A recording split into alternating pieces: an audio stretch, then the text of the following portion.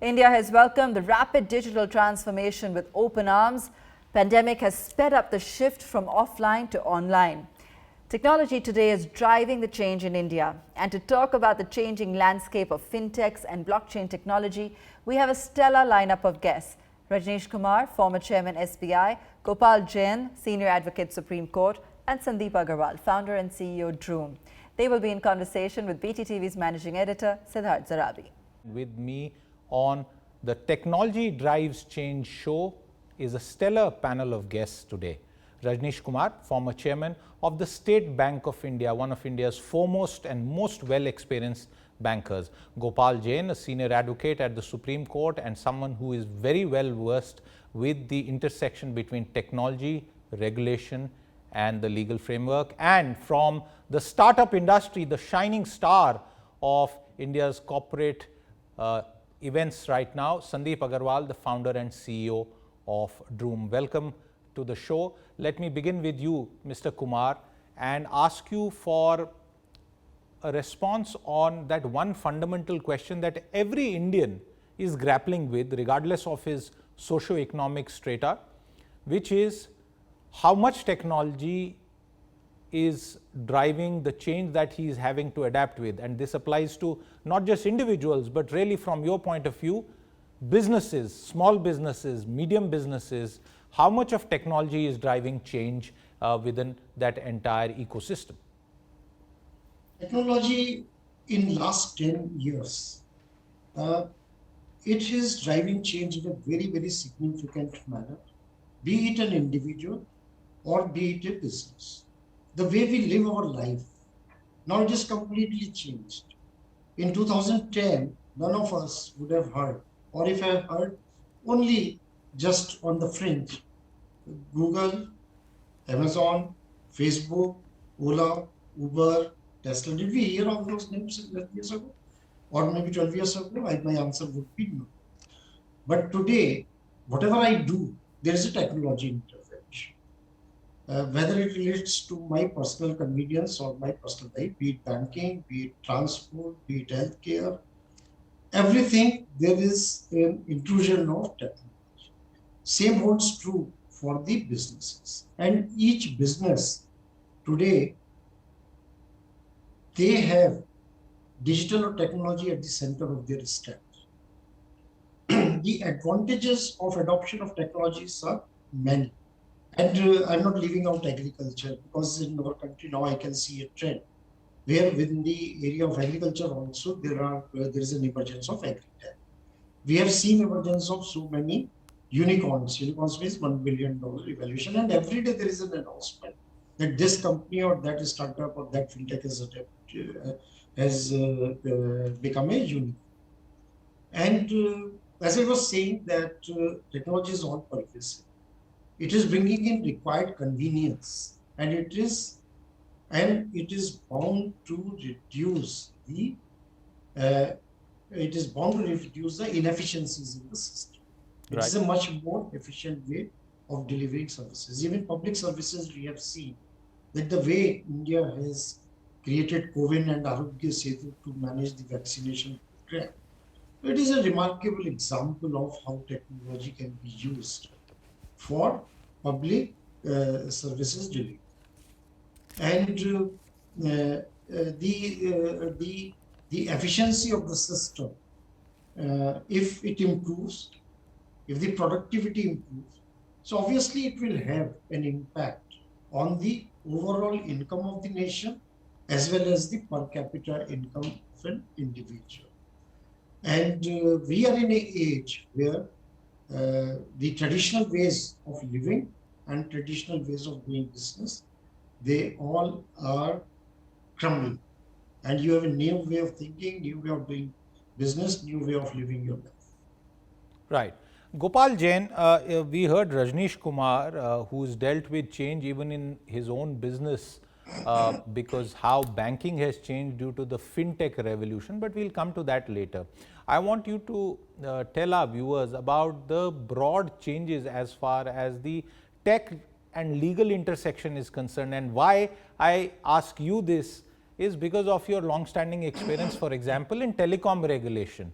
For the last 2 decades and more, India has grappled and evolved a telecom framework. We are currently in the process of figuring out whether we need a framework for crypto currencies or not.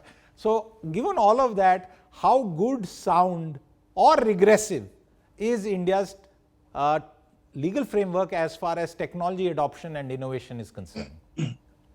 So technology brings transformative changes, and law and regulation, unfortunately, is not as fast paced. So it is always trying to play catch up. Having said that, India usually brings regulation in a very reactive manner. You gave the example of crypto. I'm a firm believer in the fact that when we live in an era of ease of business, and as we move to a digital economy, we must allow the fruits of technology to go across the board to all stakeholders with a light touch framework which sets the rules of the game for fair play. Perhaps in the new area, we should not use the word regulation or regulator, because as I said, technology is so fast paced, it will constantly leave it behind. So guiding principles which ensure that businesses thrive and grow, there is innovation, there's investment, and all of it bears rich dividends to the end user. You can take e-pharma, e-commerce, fintech. These are all revolutionary changes. And I think the benefits must go across the board. So policymakers and regulators, I think, should take a long-term forward-looking view in just shaping the design and the landscape. And if we truly want to be Atmanirbhar, releasing stakeholders from strong-handed regulation. I think that's really the way forward, as I see, in an era of digital ecosystem, and as you rightly said, constantly changing technology, which we are seeing at an exponential pace. And second, the mindset of the regulator has also to change, because regulation is not about control. Regulation is about facilitating ease of business and balancing the interests of different stakeholders. So sensible policies and forward-looking regulation, brackets lack of it, is really the way forward in an era of changing and innovative technology. And the fact that we've seen so many startups come up and unicorns gives a great fillip and boost to what I'm saying, that let them be, they will deliver for us. Let them be and they will deliver for us. A wonderful line really, Sandeep Agarwal, but is that how you would describe the framework, the legal, legislative and administrative framework that you yourself have grappled in various businesses? Both Mr. Kumar and Mr. Jain has made some very fundamental, strong points. As a tech entrepreneur, our job is to really convert every challenge into an opportunity. At a very macro level, India is the only country which is offering 850 million people now, which are plugged in with a smartphone, low cost of data, and consistently, due to structural constraint in our country, our physical infrastructure may not give them what they hope, aspire, or deserve. So technology is absolutely helping India leapfrogging. No longer you need to be centered in metro cities for a best education, best healthcare, or best economic activities. You can be anywhere. How Mr. Kumar mentioned about efficiency, India tend to have a higher cost of capital, much more expensive real estate. So use of technology, the simple use cases of technology would be removing human error, doing the same thing repetitive manner without human being involved, removing human greed and incentive. These are the old technology use cases, why we need technology to lift our standard of life. And they hold true even now. They will hold true even 30 years from now. But how technology is transforming our country, this is no less than an industrial revolution in 1750. And absolutely, it is, I must stay positive and must see glass half full. And I would say, as a two-time tech entrepreneur, there's a lot more can be done. But if I see the glass half full, I think India has clearly emerged among the top 3 nations in terms of adopting new technologies, making actual commercialization of them, and creating significant local wealth out of that. Mr. Kumar, a fintech revolution, this is what everyone talks about. People travel from overseas to India and say that we are years and decades ahead of many countries when it comes to small payments, for example. The example of Bheem, the example of UPI, all of these is cited. As a banker of such vast experience, break it down simply for our audience as to what really is this fintech revolution? Is it genuine? Do you think it is a fundamental difference and like Sandeep said, a new industrial revolution happening? No, absolutely. And when we talk about the fintech and you spoke about UPI, it is a unique system which India has created. And imagine the number of transactions and the volume today which is happening. So the Aadhaar, what we call GEM Trinity, which is general accounts in the banks, Aadhaar and mobile. That laid the sort of a foundation. And then NPCI, National Payment Corporation of India, which is managing UPI. So in the payment space, I would say India is well ahead. Same I can say that even now for the financial inclusion where the underprivileged or not so privileged, they all are having today banking accounts. So when we talk about fintechs, what are they doing? What we see is about like payment system, or we see about the flow of credit, where a lot of innovation is happening. And this is, I would say, a very positive development as far as the micro and small enterprises are concerned, and the individual retail credit is concerned, where there are certain limitations which legacy institutions or banks face in delivering these products in an efficient manner, and that gap is being filled by the fintechs. And there are many other areas for them. It is around data privacy, security, cyber security. So fintechs is a very wide term, but immediately what impacts us and what we see is the payment system and the lending system. And another major development which is now happening is the account aggregators. That will be another revolutionary step. And we are moving towards some sort of an open banking system, faceless banking system. And the question is for whose benefit? And then my clear answer is that the people who were not covered by the traditional banks and legacy system today, through fintechs, they are being brought into that formal banking system.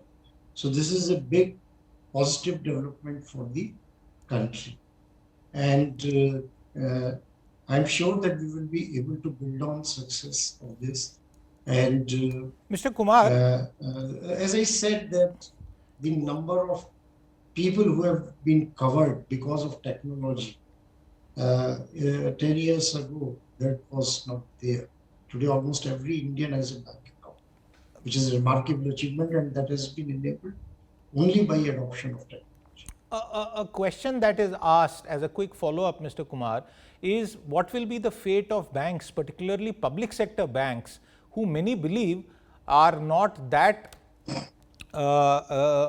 quick to pick up new technology and addressing those gaps which you said fintechs are already picking up. Is the future robust for traditional banks in India? Traditional banks, one is that still we are in a situation where there is a scope for everyone, and I believe that public sector banks also have a role to play. And they are also changing. At least I can say that the State Bank of India is leading the way. And a few days ago, only a report appeared in the Business Standard.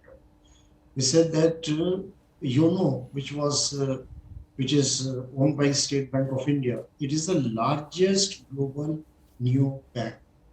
So State Bank of India is a public sector bank in the country, and today, as far as the digital banking is concerned, it has created the largest neo bank globally.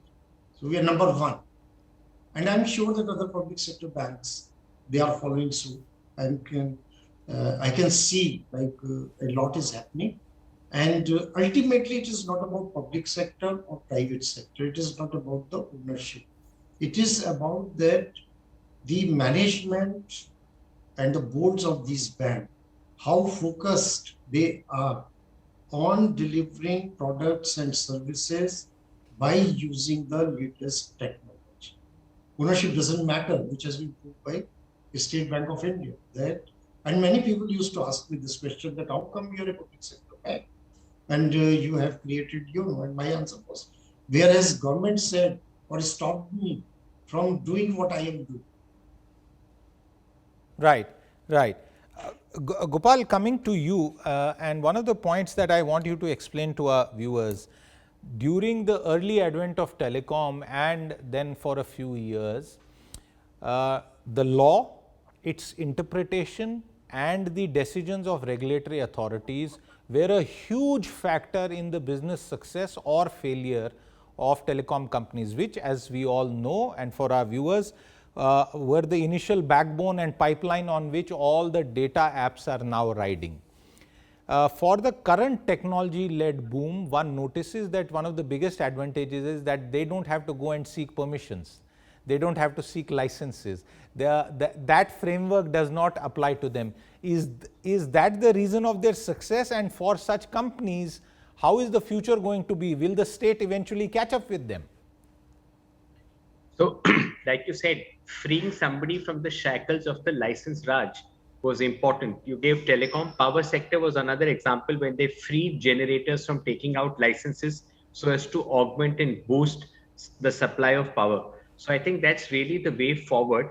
And that certainly, as I said, has been a very good platform or trigger for new age businesses, because they've not had to do matha takeover for seeking licenses and the shackles which come with it. So unshackling is important. Equally, I think time has come for responsible industry and stakeholders to move to an era of self-regulation or co-regulation. And that is what I see as the future for India, as we've now seen in the OTT sector, etc., which are all hotly contested. So the future for them, perhaps, as I said, will lie in yourself inviting and setting up a platform which does both self and regulation, if required, co-regulation in some sectors, and an effective grievance redressal mechanism for the end user. If you do that and put a mirror to yourself, then the chances of the state or the government coming up with intrusive or harsh form of regulation or control will not be there. But you're right, these things do catch up. We are looking at now crypto, edtech, all of them are heading in that trajectory. So a national vision or consensus on the regulatory approach is important. And we should talk of good regulations for startups in the new age ecosystem. That should be the flavor of the discourse. Gopal, one quick follow-up, because you mentioned a couple of sectors. For example, in edutech, one of the feedbacks on the ground is, what are these education companies teaching, these online ones? Are the standards there? What about their claims and the costs involved? The second point is crypto regulation, and maybe you may want to answer this question from that point of view. Please explain to our viewers whether you find it unusual that India has not yet been able to evolve or even debate properly in Parliament, which is the appropriate forum, a legal legislative framework to deal with blockchain and its associated applications. Okay. Very important, as you said, to have a legislative framework in mind and policies, because now we have crypto already deeply entrenched, both in terms of users and exchanges. So in order to be able to provide certainty and clarity in a roadmap, particularly for the users community, all of whom may have some form of crypto assets, so there's suspense, so we could do away with it. There was a talk of a bill which was to be introduced, but it's not come, which is why I firmly believe, as I said, these are areas which require a clear legislative framework. Then whether you bring in sector A or sector B is easier. But we can't be at a time when the sector is deeply in. India has probably the largest or the second largest number of users, right? It's growing at an exponential rate. And we haven't even introduced for debate the proposed legislation or the form of regulation. Do we need an entirely new regulator, for example, for crypto education, very specialized areas? So as I said, there should be no gap in these things, and one is able to see these trends well in advance. Hence, it's much better to plan and prevent some kind of collision, because ultimately businesses and law and regulations have to align. That is harmonious coexistence. You don't want businesses to be there and the law to come later, because then likely of collision and crash is there head on. So that is highly avoidable. And that's why ease of business and Atmanirbhar means complete clarity. So the real approach really is in all these things to every stakeholder. He should have complete upfront clarity. Don't take him through a tunnel of which he doesn't know is there light at the end of the tunnel. Upfront clarity, and that's very important. And before I go to Mr. Rajneesh Kumar on that point, Sandeep, I want to bring you in. Technology is driving change regardless of whether the regulatory framework exists, regardless of whether other processes are applied. But in your experience, do you think the government is also being able to keep up with the change? Gopal says regulation is always reactive. Where do you stand on that point? That's right. I mean, especially the previous, before me, the discussion was a little bit around crypto and so on. So you can see, especially in the, right now we are for the last 28 years, we are in the era of information-based technology revolution. This is a whole evolution of maybe the technology. So if you look at, in last 28 years, every 3-4 years, you will find one disruptive sector, one sector where the new technologies are going to change the rules of the game, and the existing players, existing regulatory framework, and existing way of monetizing the business may not work, right? So we are talking about crypto now. Also, there has been talk last 3-4 years about social media. There have been also privacy laws and so many other industries. So, it is absolutely, I think, the innovation in technology and at speed at which entrepreneurs can implement things is always faster than the proper policy framework, because, right? So until that happens, in my view, we should not assume for the sake of being progressive and for the sake of how the technology has made world as a better place to live in for the last 300-400 years, as the framework is still, even if arguably it is not catching up, we should still give full benefit of doubt for the new industries and the entrepreneurs who are burning the midnight oil and believe in something. So Sandeep, are you therefore saying that benefit of doubt should be extended to crypto? When the RBI governor calls it not even a tulip, do you think crypto and the potential that the underlying blockchain has is being discouraged? Is that what you are saying? I was making much more generic statement for any type, but yes, if you want on a crypto also, I would say that look, until the rules and regulations are not there, we should not be assuming that something is just here and it's smoking guns, okay, and it's going to just bring the entire financial sector or for that matter any other sector to a standstill. Right. Right. I mean, there there's these new technologies exist for a reason, and if they have let's say when our old Indian wisdom that something which can last for 1,000 days, reality is it can last forever. Right. So if something has already existed for more than 1,000 days, we should cut some slack and let them breathe, and regulations can come at appropriate time. But the innovations and growth are something which are very temperamental. If they once they disappear, it's very difficult to bring them back. And in this 21st century, I would like to see India in a forefront of all the leading technological revolution, rather than missing out the current revolution which we are going through. Mr. Rajneesh Kumar, I come to you with the final a couple of questions on the show. Siddharth, can I come in for a minute? Yeah, Gopal, go ahead. Please go ahead. So just to give one word to the direction that Sandeep was mentioning, we need a booster shot to the legislation process. Booster shot and for perhaps, legislation. That's a brilliant line. And perhaps at a Vishwanathan Anand speed that is exponential and rapid, and that will ensure that businesses who are already there get supportive legislation, which, as he said, enables and helps them to grow rather than retard and put a roadblock because you're already there. Are you saying, Gopal, that a roadblock is being put? Well, the uncertainty creates a roadblock, and statements here and there, as you know, don't really shed much light on what is coming. So if you're good for taxation, you should be good for doing business, is how I see it. That's a good point. Mr. Kumar, I come to you with the final two questions. And the first question, sir, for the average viewer who doesn't understand too much of technology and law and regulation, but is interested in benefiting. And a lot of Indians, as you know, sir, are dipping into cryptocurrencies. There is no framework, there is no KYC. There are platforms which are legally running in this country. Why is it that between the RBI, which is full of stellar people, and the government of the day, we have seen this back and forth? This is something new. And let me tell you that we are not the only country where everyone is grappling with this new animal called crypto. Worldwide, the courts, they have treated crypto in a different way. Some courts have said it is a currency. Some courts have said it is a commodity. Some courts have said it is asset. So different countries have taken different position. Even their national governments have taken different position.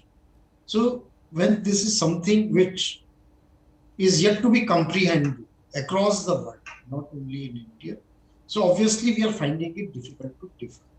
But in my view, the first step has been taken in the budget, where it has been defined as a virtual digital asset.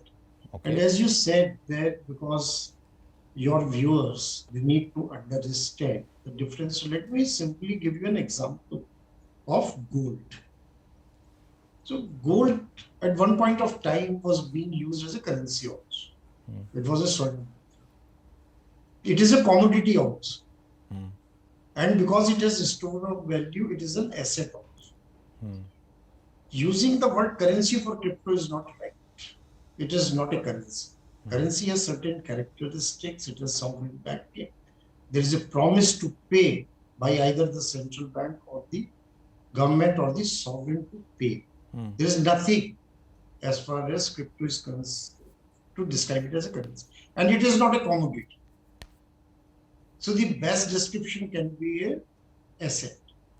When tomorrow, as proposed in the law, Reserve Bank of India, they issue CBDC, Central Bank Digital Currency. Now what technology they use and in what manner it will be implemented, we are yet to see the details. Right.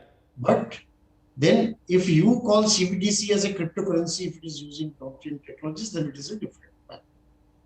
So I think the budget has taken the first step where you do the transactions and considering that you need to establish the identities. So the provision of TDS, and we can debate about whether how practical it is, whether the tax rate is high or low. But this is a recognition of the fact that large number of people hold crypto in their wallets today in India, and there is a huge amount of money which is sitting there. When RBI governor says about the underlying value, he is just warning these people who are holding crypto, right, that don't get carried away. Don't what is that? Don't get carried away. One final quick question, Mr. Kumar, as we close the show, and because we are discussing technology driving change, I want you to explain as clearly as is possible with available details, what about this RBI digital currency? People ask all manner of questions. Yeah. Let me try to explain it. That let us take example of a currency. All of us understand it. And who issues currency notes? Reserve Bank of India. How does it get distributed? Through the banks currently. We maintain all the banks, many banks, they maintain currency chest as an agent of Reserve Bank of India, where the currency is held, but it is owned by Reserve Bank of India, bank doesn't do. And when I do transaction, I give you a currency note, and you accept it, and the transaction is immediately settled. So this is about how do we deal with the currency or cash. Second is we are seeing digital world, where today there are credit cards, there are debit cards, there is UPI, there is IMPS, RTGS, there is NEFT. So various ways through which, without using currency, we do transactions and we receive and we pay money. Right. So that is now, as I said that no details are available to me, my imagination is that what is CBDC should do or would do is that eliminate all these steps. Today, imagine that when you use your digital wallet using UPI, your account is a bank, there is an intermediary, there is a SWIFT, there is NPCI, there is a recipient, there is a bank. So I think there are about 12 nodes involved in doing one transaction. Okay. It looks very simple, but it's not so simple also. There's a very complex technology architecture which is sitting. So CBDC, if designed properly, which I presume, then the need for all these intermediary nodes should get eliminated.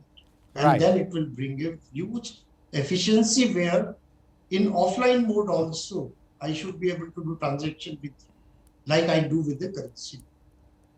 Right, right. That's a very good point, and in the months ahead, we'll probably hear more about how that digital currency will evolve, and that will perhaps be one more evidence of how technology is driving major change. I'm going to thank my panel, stellar panel really, for participating on the Business Today Brainstorm 2022 session with us. Rajneesh Kumar, Gopal Jain, and Sandeep Agarwal. Thank you very much for your time, and you the viewer, if you've been, thank you very much for watching.